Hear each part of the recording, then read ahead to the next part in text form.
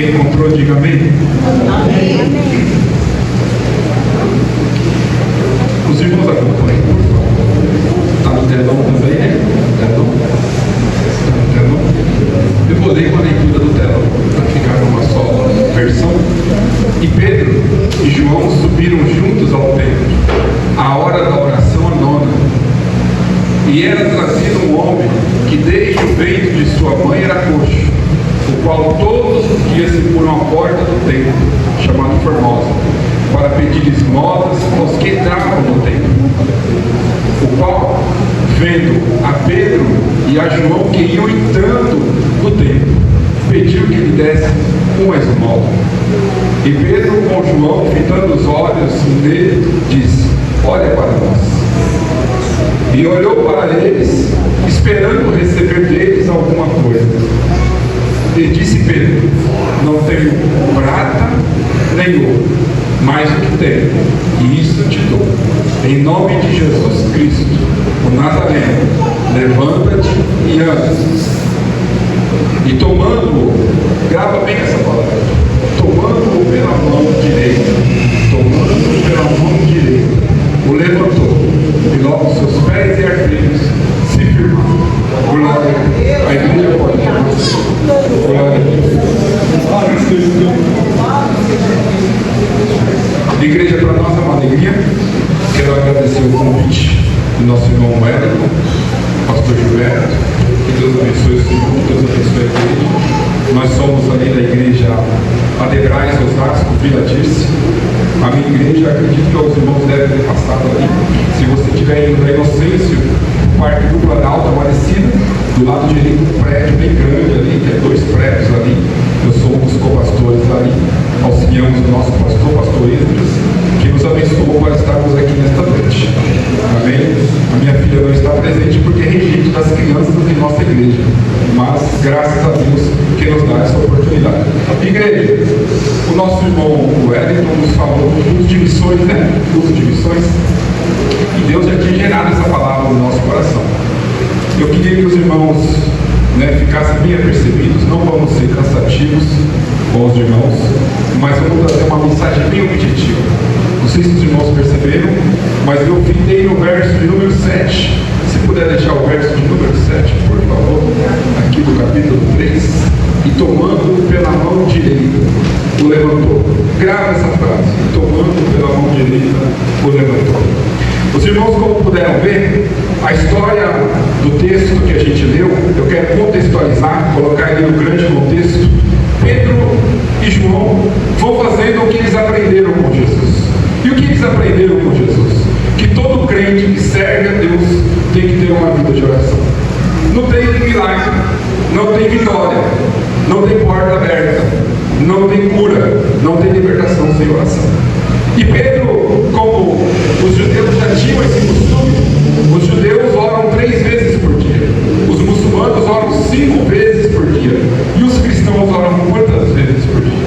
Quantas vezes nós oramos? E eles foram orar.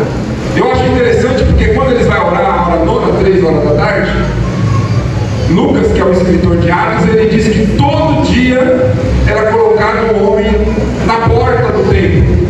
Todo dia. Colocavam ele na onde? Na porta. E esse homem, ele era coxo, desde o ventre da sua mãe. Então a gente se entende que ele já nasceu com esse problema. Aquela situação que estava acontecendo para ele era algo normal. Mas eu acho interessante que a pessoa que trazia ele, por que não colocava dentro, colocava na porta? Por que não colocava dentro, colocava na porta? Lugar de crente não é na porta, lugar de crente é dentro da igreja. A bênção não está na porta, a bênção está dentro. E o Pedro, junto com o João, eles vão entrando.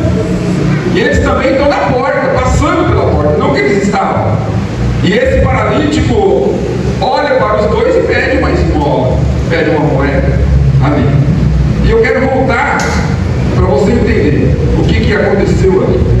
O Pedro e o João, quando a gente analisa a vida desses 2 homens, a gente não pode jamais esquecer o que eles passaram. O Pedro mesmo passou por um momento muito difícil dentro da sua vida ministerial. Porque quando Jesus ressuscita, Pedro tinha negado Jesus 3 vezes, pastor. 3 vezes. E Pedro estava arrasado. Se você for ver no Evangelho de Marcos, capítulo 16, verso 7, quando aquelas mulheres vão lá ver no domingo de manhã, eu acho linda essa história, porque eu amo essa história. Porque a gente vê a Maria Madalena, a Salomé, a gente vê a Joana, a mulher do procurador Cusa, que trabalhava com Herodes. Elas, quando amanhece, antes de clarear, elas vão comprar especiarias, perfumes, para ir lá tratar o corpo de Jesus. E o evangelista Marcos diz que ela tinha uma preocupação. Qual era a preocupação daquelas mulheres? Como é que elas iam tirar a pedra? Porque a cova, o sepulcro tinha uma pedra. E elas querendo, né? Os irmãos não perdam o fio da piada, porque a história é sobre Pedro, para você entender. E elas preocupadas, o que nós vamos fazer? E andando no caminho, uma conversando com a outra, como é que nós vamos tirar a pedra? É assim que a gente vai para a igreja, estou preocupado. Como é que eu vou tirar aquela pedra?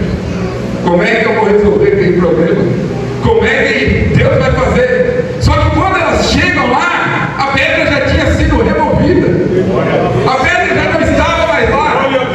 Entenda uma coisa, irmão. Quando você vai conversando com Deus, Deus, eu não sei como é que eu vou tirar a pedra. Quando você chegar lá, assim diz o Senhor, a pedra já não vai estar mais lá.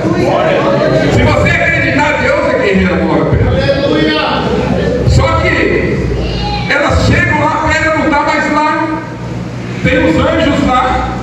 E ele dá essa seguinte mensagem: avisa para os meus apóstolos, mas fala também para Pedro. Fala para Pedro. Está lá, 16, verso 7. Fala para Pedro. Por quê? Porque Pedro estava arrebentado. Porque Jesus, ele dá uma notícia para Pedro, dizendo: Pedro, ainda hoje, Pedro. E Pedro dizendo assim: não, Senhor, eu não vou, se precisar eu vou morrer pelo Senhor. Porque Pedro é aquela pessoa que ele acreditava que ele era autossuficiente, mas ele não entendia até aquele momento que a nossa força não vem dos nossos braços, mas a nossa força vem de Deus. Aleluia!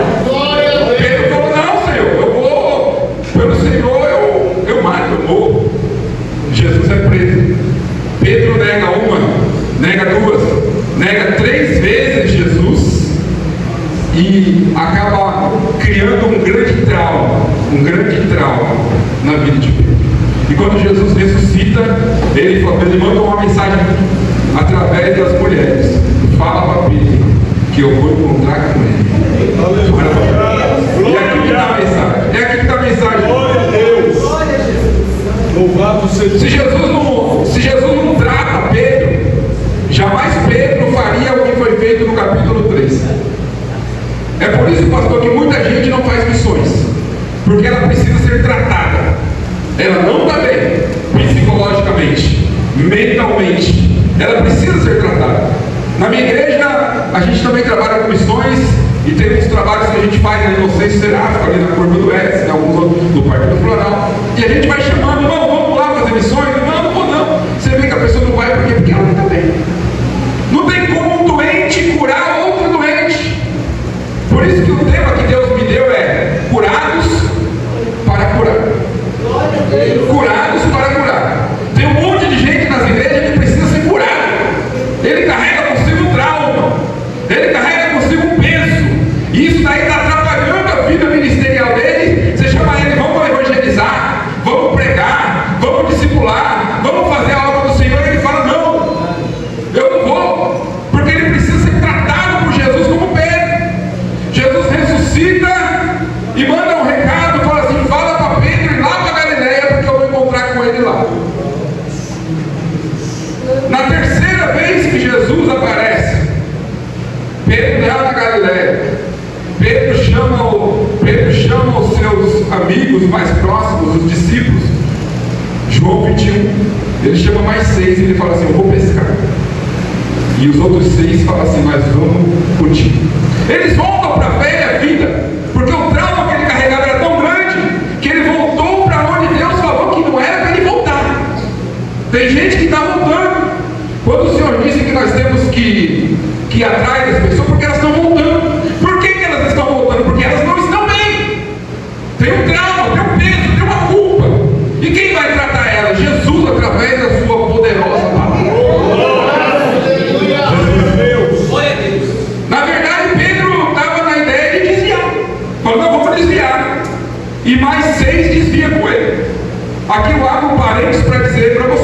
você não pode desviar. Você não pode parar. Porque se você parar, o teu marido para.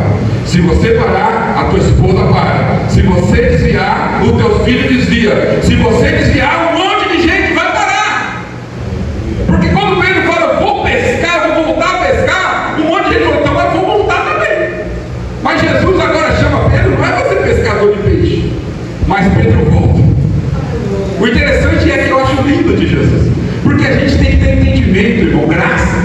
A gente não pode julgar essas pessoas, a gente tem que ajudar. Porque foi isso que Jesus fez. Porque Jesus não olha o momento de Pedro. E o que Jesus olha? Jesus olha a história. Pedro não é traidor, Pedro é leal. Pedro é um homem esforçado, Pedro é um homem valente. Mas Pedro só estava vivendo um momento ruim. Era só um momento. E o Pedrão falou, eu vou pescar. Mas eu acho que toda vez que a gente pensa em desviar, Jesus aparece na praia. Jesus está lá. Jesus está esperando. Ei, se você pensar em parar, Jesus está usando alguém dizendo, não para. Não é para parar, é para continuar, irmão. A Bíblia diz que o Pedrão, ele chama o Tomé, os dois filhos de Zebedeu, que é o Tiago, que é o João, chama também o Natanael, que é de Caná da Galileia, e fala, vamos pescar. Só que quando a gente está fora da direção de Deus, não dá certo as coisas, irmão. Não deu certo. O dia vai clareando e lá na areia tem um homem gritando assim, ei, irmãos, vocês pegaram alguma coisa? O homem lá na areia, eu estou gritando, vocês pegaram alguma coisa? E eles falaram, pescamos a noite toda e não pegamos nada. E Jesus dá um grito dizendo assim, ei, lança a rede para a banda direita do barco. E você acha eles? Glória a Deus. Eles lançam a rede. Até então eles não tinham percebido que quem estava falando ali era aquele que ressuscitou. Aquele que tem todo o poder na terra, no céu e debaixo da terra. Quando eles lançaram a rede e eles puxaram a rede estava pesada, eles falaram, é Jesus que está na praia. É Jesus que está na praia. Porque toda vez que eu penso em parar, Jesus aparece na praia da minha vida para dizer, você não pode parar. Você não pode parar. Glória a Deus. Entenda uma coisa, irmão, o melhor privilégio que o homem tem nessa vida é servir a Deus. Porque essa vida aqui ela é passageira, irmão. Ela é temporária. Um dia nós tem 10, no outro dia nós tem 20 anos, daqui a pouco é 30, 40, daqui a pouco nós é pai, daqui a pouco nós é avô, daqui a pouco Jesus nos chamou. Jesus vai tratar com Pedro. Pedro, quando ele percebe que ele está sem a túnica, ele está só com as roupas, ele estava só vestido, não estava revestido, ele pula na água de vergonha porque o mestre está lá e os outros vão para a praia. E todo mundo reconhece que é Jesus, mas ninguém tem coragem de falar uma palavra.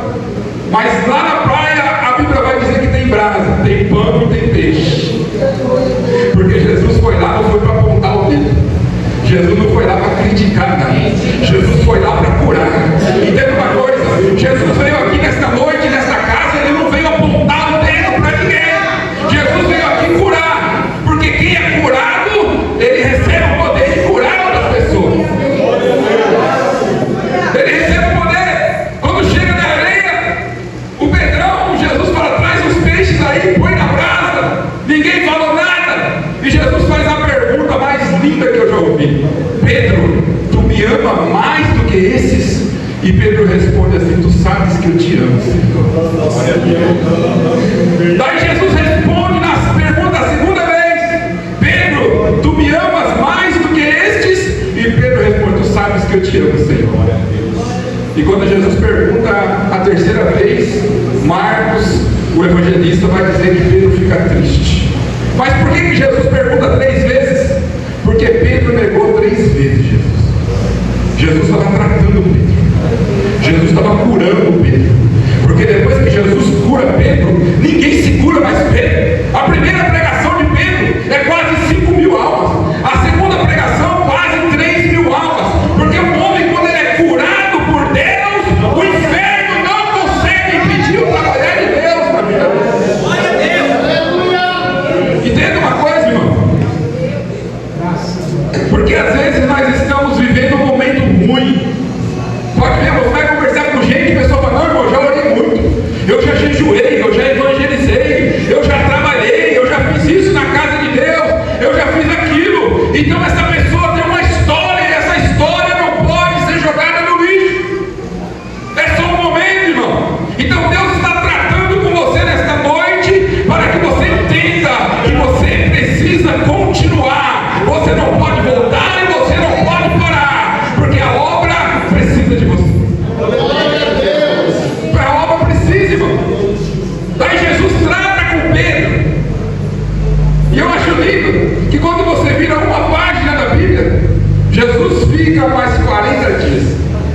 é visto por 500 irmãos.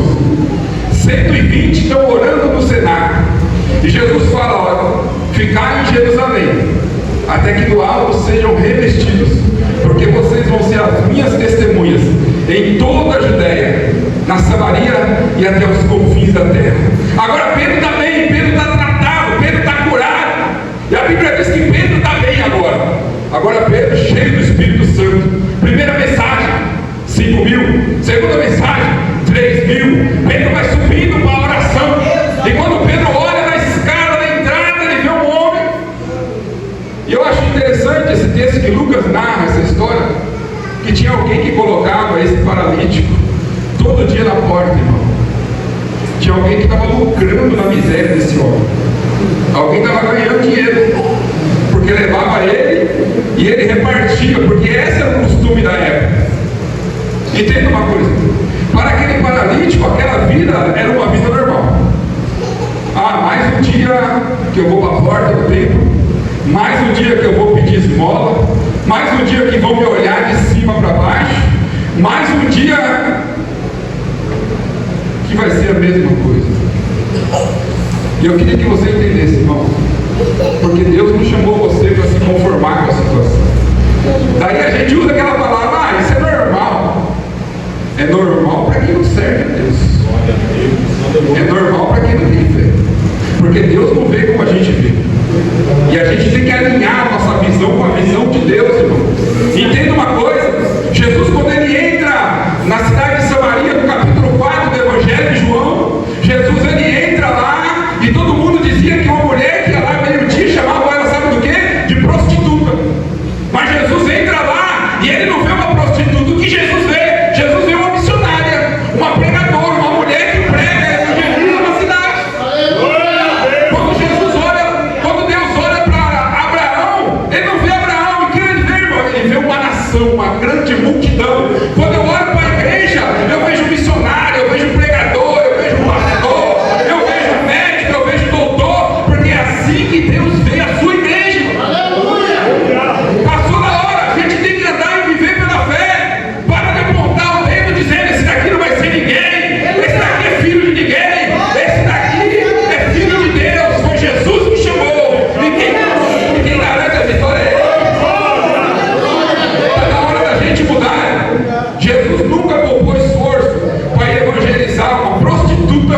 Jesus nunca poupou esforço para entrar na casa de um publicano que era desprezado pela sociedade do judeu. Jesus entra na casa de um homem, no capítulo 18 do Evangelho de Lucas, versículo 10. O homem chamava Zaqueu.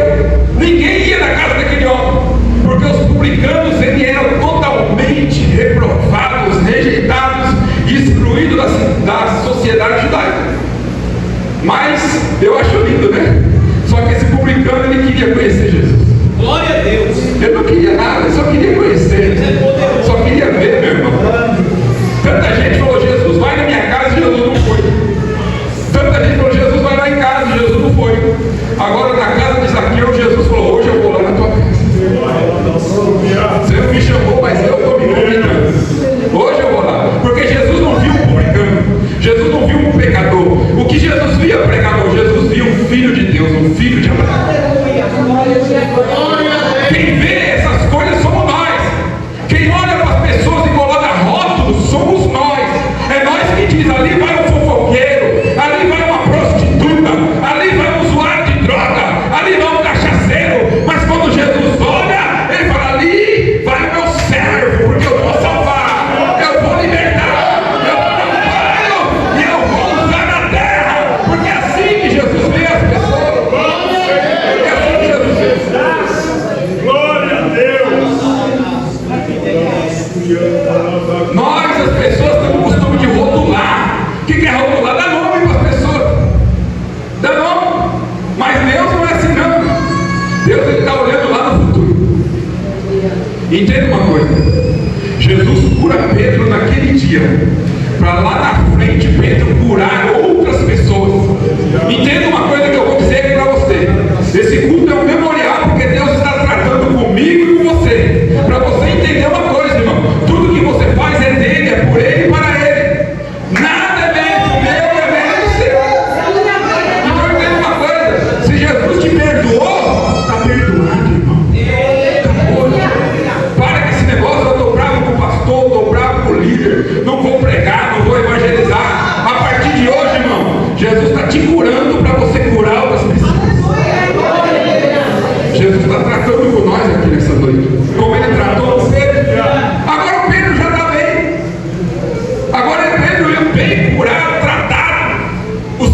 cruzes, Jesus já nomeou e falou: Pedro, agora você é que é testemunha. E Pedro vai orar. E nesse caminho, porque o crente, quando ele está orando, irmão, Jesus coloca umas provas no meio do caminho dele. E tem uma coisa, irmão. E Pedro encontra com um homem paralítico. Um homem que dizia que era normal. Mas para Pedro aquilo não era normal. Talvez você fale: eu estou doente, é assim mesmo. Eu estou desempregado, isso é normal. Não. É normal se você aceitar. Mas Deus me manda te dizer nesta noite: o meu Deus tem um novo normal. Aquele normal antigo acabou hoje. Ele nunca andou, mas Deus entrou na história dele e ele vai andar. Ele nunca trabalhou, Deus entrou na história dele e ele vai trabalhar.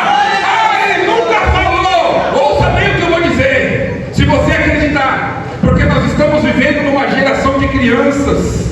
Ouça bem o que eu vou dizer: crianças especiais, com síndromes, crianças, não verbais, crianças severas, severa 1, severa 2 e 3, com níveis. Entenda uma coisa, daí muitos crentes estão dizendo assim: não, meu filho não falou, e o médico disse que não vai falar. Deu até um nome para ele, o nome dele é chamado não verbal, não fala. Mas isso é normal para o médico, para o Jesus desta igreja. Isso é normal para o mundo, isso é normal para a medicina, mas aqui tem um Deus que vai além da medicina. Que vai além, ele vai além. Eu falo porque tem um pastor amigo nosso, o filho dele era autista não verbal, nunca tinha falado, nunca. E quem conhece, a minha esposa professora, trabalha nessa área, e a chance de falar mediante a medicina é nota zero. Inclusive eles dizem que isso não brinca. Mas o filho do pastor Anderson Rangel, lá no estado do Rio de Janeiro, é um cantor famoso, você deve conhecer quem é Anderson Rangel. Ele já pregou na nossa igreja várias vezes. E um dia Deus falou: quando você chegar em casa hoje, você vai ter uma surpresa. Quando ele chegou lá, o filho dele, muitos anos, e o filho dele chamou pela primeira vez: papai. O filho dele disse: mãe, o pai chegou. Quem faz isso é Jesus, irmão. Jesus está trazendo um novo normal. Jesus está trazendo um novo tempo. É uma nova história. É um novo recomeço. É uma nova maneira. Porque se você acreditar, você vai viver esse novo normal. Vai ter um monte de gente. Seja profeta da tua casa, irmão. Para de correr atrás de profecia. Começa a profetizar. O meu filho vai falar. O meu filho vai andar. O meu filho vai ser isso. Comece a profetizar. Seja profeta da tua casa. Não corra atrás de profeta. Seja profeta da tua casa. Ei, profetiza bênção, profetiza vitória, profetiza milagres. Porque esse é o papel de um servo, de uma serva de Deus. Diga assim: ó, meu filho é uma bênção, meu marido é uma bênção, minha esposa é uma bênção, minha família é uma bênção. Quem pode profetizar e dizer: a minha casa é uma bênção, a minha família é uma bênção, a minha igreja é uma bênção?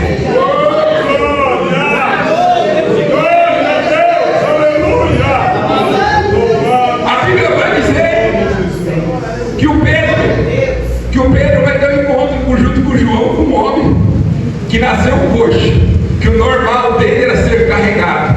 Irmão, ninguém nasceu para ser carregado, irmão. Ninguém nasceu para ser coxo. Ninguém nasceu para ser explorado. Mas um dia aquele paralítico que estavam explorando ele, colocaram ele na porta, do lado de fora, porque o milagre não está na porta e nem do lado de fora. O milagre está dentro. O milagre está aqui dentro. O milagre está aqui dentro. É por isso que toda vez que a gente vir para a igreja, toda vez que a gente trazer alguém para a igreja, não fique do lado de fora, não fique na porta, fique dentro, porque é aqui onde Deus dá vitória, é aqui onde Deus abre a porta, é aqui onde Deus cura, onde Deus faz milagre, é aqui dentro. Essa casa, o nome dela é casa de oração, e a oração é feita aqui, Deus ouve, Deus atende. Para aquele homem era normal, irmão, mas, irmão, normal é para quem aceita. Se você aceitar, é normal. Se você não aceitar, não é normal. Entenda uma coisa: Pedro e João olham para aquele moço, e Pedro faz algo, pastor, maravilhoso. Não sei se os irmãos lembram. Pedro faz isso aqui, ó. Pedro fala: não tenho ouro, não tenho prata, mas o que eu tenho, em nome de Jesus eu te dou. Levanta e anda. Mas antes de levantar, Pedro, me permita aqui, ué. Minha mão está suada. Levanta e anda. É isso que Pedro faz. Entenda o que eu vou dizer. Grave bem isso aqui que eu vou dizer. Se você for ver no capítulo 4 do Evangelho de Mateus, fizeram isso com Pedro. O que Pedro fez com aquele moço não é inédito. Não, o Pedro estava morrendo afogado. E Jesus chega para Pedro e pega na mão de Pedro e fala: Pedro, você não vai morrer, não, eu vou te levantar. Irmão, Jesus te levantou. Ouça bem o que eu vou dizer. Grave isso que eu vou dizer. Jesus te levantou para você levantar outras pessoas. Jesus te levantou. Eu não sei você, mas eu estava na lama. Eu estava no lamaçal do pecado. Eu estava destinado ao inferno. Mas Jesus estendeu a sua mão. Quando Jesus estendeu a sua mão, e Ele me levantou. E depois de que Ele me levantou, Ele falou: ide pregar o Evangelho. Ele está dizendo: vai, levanta outras pessoas. Eu estou te curando para você curar. Eu estou te levantando para você levantar. Eu estou te dando, eu estou te usando. Aleluia. Entende uma coisa? Aleluia. Glória a Deus. O que Deus fez na tua vida, irmão, é para você passar para frente. O próprio Deus falou para Abraão: eu vou te abençoar, mas você vai ter que ser uma bênção, irmão. O Pedro pega aquele moço que achava que ia ser paralítico o resto da vida, achava que ia ser carregado o resto da vida, achava que aquele problema era o resto da vida, mas o Pedro cheio de Deus. Aleluia. Cheio de Deus, irmão. Por isso que o crente tem que estar cheio de Deus. Glória a Deus. Entenda uma coisa: o homem cheio de Deus, irmão, não tem inferno, não tem doença, não tem demônio, não tem, sabe, porta fechada, porque o homem cheio de Deus, aonde ele chega, Deus chega com ele, irmão. Aleluia. O homem cheio de Deus, aonde ele chega, chega com ele o dono de todas as coisas. Porque na realidade o Pedro ele queria dar algo maior, irmão, porque ouro e prata, qualquer um de nós pode dar ouro e prata, mas o levanta e anda, só Jesus pode dar na vida de alguém. Porque nós estamos vivendo momentos de desafios, irmão. Jesus falou ainda, quem estava na escola dominical viu a aula de hoje, ordenança sobre vigiar, sobre orar. Você vai ver Mateus 26, 41, vigiai e orai, para que não entreis em tentação, porque na verdade o espírito está pronto, mas a carne é fraca. Jesus está nos preparando, irmão, tanto para trabalhar na obra dele, no reino dele, na seara dele, e também está nos preparando para quando a trombeta tocar, nós ir morar no céu. Porque nós estamos vivendo uma geração igual à geração de Noé. O que aconteceu com a geração de Noé? Mateus 24, 37, que a vinda do Filho do Homem seria semelhante aos dias de Noé. O 37, 38, porque a geração de Noé comia, bebia, casava e dava-se em casamento. O verso 39 vai dizer assim: até que Noé entrou na arca, e tem uma palavra simples que eu amo ela, e não perceberam, que é o verso 39 de Mateus 24. Não perceberam. E eu sempre faço uma pergunta: por que Noé e a sua família entram na arca e aquela geração não percebe? Porque eles estavam distraídos, pastor, com as coisas desta vida. Eles estavam no WhatsApp, no Facebook, no Instagram. Eles estavam vivendo a vida deles. Daí Noé e a família entram na arca. O único lugar que tinha a bênção e a salvação era a arca. Ei, Jesus está voltando. Será que essa geração vai perecer também porque está distraída? Será que a geração que vai perecer como a geração de Noé pereceu? Porque Jesus está nos curando. Jesus nos levantou. Ele nos levantou para quê? Para nós fazer a obra dele. E quando a trombeta tocar, nós será arrebatado aqui. Mas tem um monte de gente que está igual Mateus 24, 39 não perceberam. Até que Noé e a sua família entrou na arca. E veio o dilúvio, o texto diz, que levou a todos. Só se salvou quem estava na arca. Enquanto todo mundo não é pregando. Porque Deus está avisando. Isso que aconteceu no sul é um aviso de Deus. Isso que está acontecendo em Israel é um aviso de Deus. Isso que está acontecendo no Irã, isso que está acontecendo na Rússia, isso que está acontecendo na Ucrânia, são avisos de Deus. Mas nós, esse aviso é para nós, é para a igreja, não é? E muitos de nós estamos distraídos. Jesus está às portas, ele vai voltar. E quando ele voltar, está lá em Apocalipse 20:15. Todos quantos os seus nomes não foram achados escritos no livro da vida e do Cordeiro, foram lançados no lago de fogo e enxofre. Outro dia, o meu evangelismo era esse, pastor Gilberto. Eu perguntei para uma pessoa, o seu nome está escrito no livro da vida? A pessoa falou, nem sei que existe livro. E quem é culpado dessa pessoa não saber que existe um livro da Bíblia? É nós, a igreja. Nós somos a voz profética de Deus na terra. Daí eu perguntei, seu nome está lá, eu nem sei que existe. Daí eu fiz outra pergunta e disse, você sabe o que precisa ser feito para o teu nome ser registrado lá? Porque o dia que Jesus voltar, ou o dia que você morrer, a Bíblia diz que vai abrir 2 livros. E um dos livros é o livro da vida. E quem o seu nome não for achado escrito lá, não vai entrar. Não é eu que diz a palavra do Senhor. Apocalipse 20:15. Daí as pessoas falam, não, então eu tenho que dar um jeito do meu nome ser escrito nesse livro. Porque senão quando Jesus voltar, o que vai ser de mim? E aqui é o meu conselho. Aqui está o pastor da igreja. Aqui estão os obreiros. Se instrua o que você precisa fazer. Você precisa aceitar Jesus. Você precisa confessar Jesus. Você precisa se arrepender dos seus pecados. Você precisa entender que você precisa de Jesus. Porque a trombeta, você goste ou não, ela vai tocar.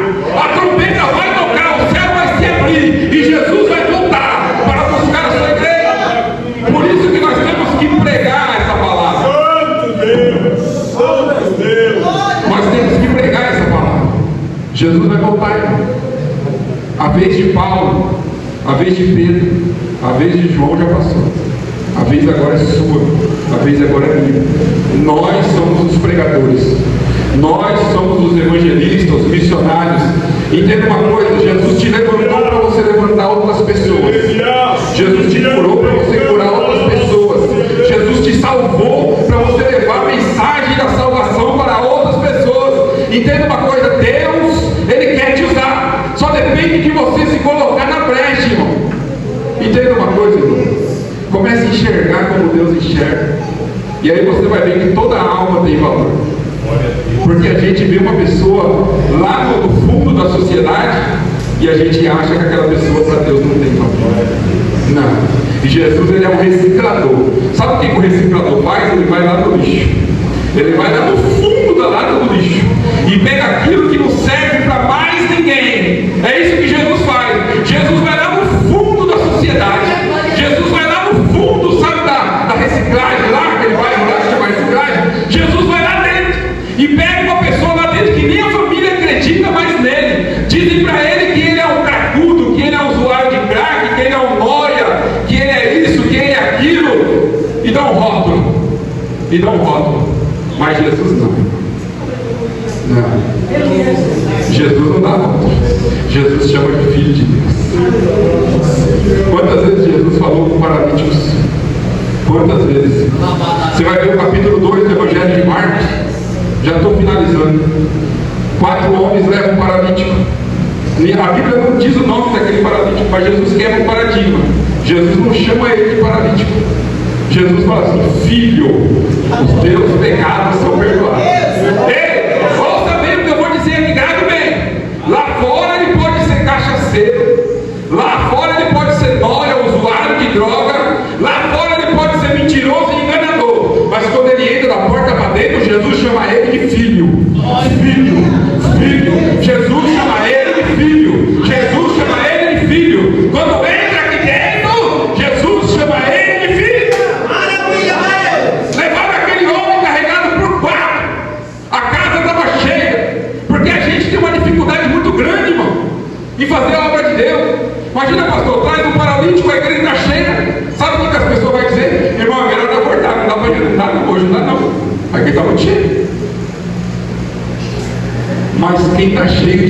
encontra um jeito.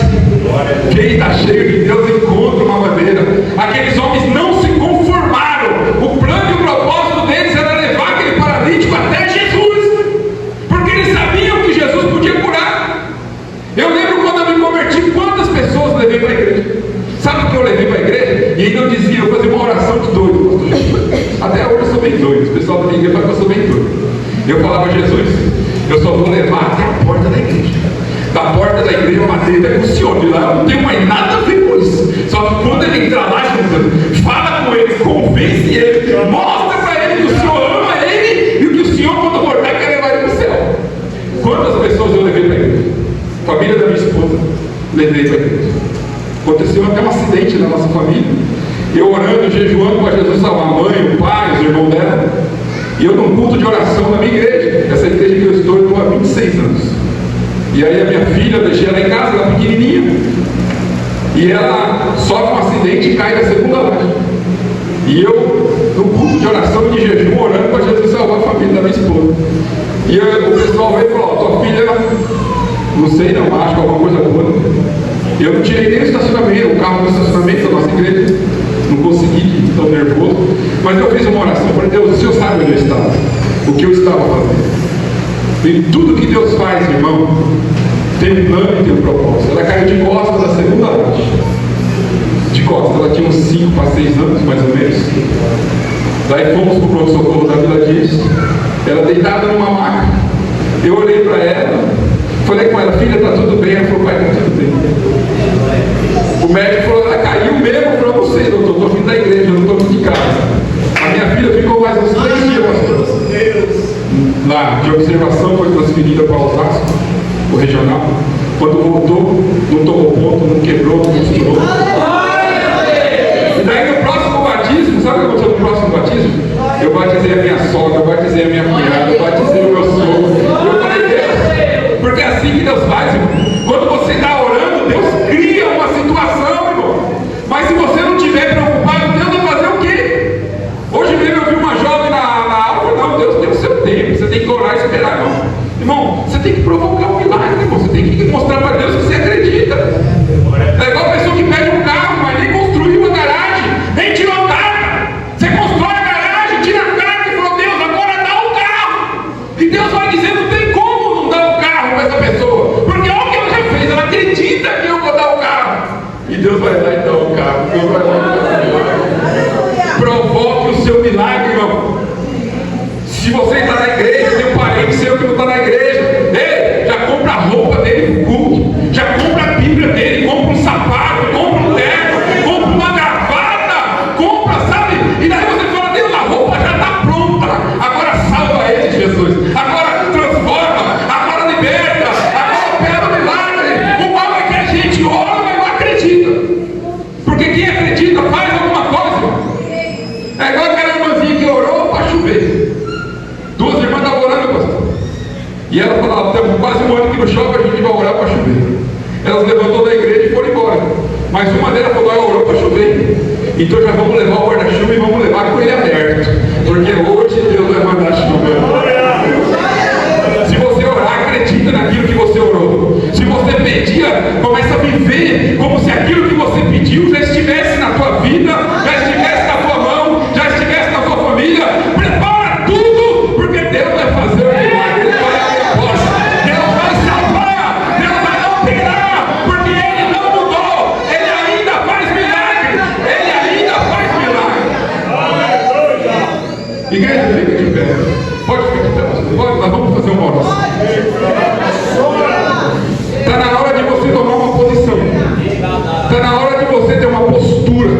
2024 já está no mês 5, quase na metade. E a gente ainda está pensando como 200 anos atrás. Você quer ver o milagre de Deus? Mostra para Deus. Como? Não é só orando. Orando é o primeiro passo. O segundo passo é dizendo, mostrando para Deus que você acredita. Aquilo que você quer para Deus, a minha parte eu já fiz. Por favor, pela tua misericórdia, faz agora a tua. Eu falei outro dia para a irmã, ela falou, estou orando para Jesus salvar o meu marido. Eu falei, como terno, como uma gravata bonita, mais linda dessa moderna. Já como um prendedor de gravata, um cinto bonito. um sapato abençoado e compra uma Bíblia de pastor, porque você está dizendo, Deus, o meu marido não vai ser só crente, não, meu marido vai ser pastor. Compra uma Bíblia dessa. Depois que você comprar tudo isso, você vai orar. Fala, Deus, a minha parte eu já fiz, agora salva o meu marido. Agora faz o milagre. Se você orar para chover, sai de casa com o guarda-chuva e com ele adentro. Porque você está mostrando para Deus que você acredita. Amém? Senhor, preguei a tua palavra. Graças eu te dou. Obrigado, Deus, pela vida dessa igreja. Deus, que o Senhor continue falando nos corações através da tua poderosa palavra. Nesta noite, Senhor, muito obrigado. Foi um privilégio estar nesta casa. Continua abençoando o pastor desta casa, os membros desta casa, Pai. Seja com eles. Que o céu esteja aberto. Milagres, Senhor, aconteçam. O teu nome seja sempre adorado e glorificado nesta casa, meu Deus. Aramás, tuíde, canta, amarrar. Ramam, porque entender. Ramás, tuíde, canta. No nome de Jesus, Senhor. Obrigado, Deus. Obrigado, Senhor. Que Deus abençoe, meu irmão. No nome de Jesus. Glória a Deus. Glória a Deus. Aleluia. Pessoal,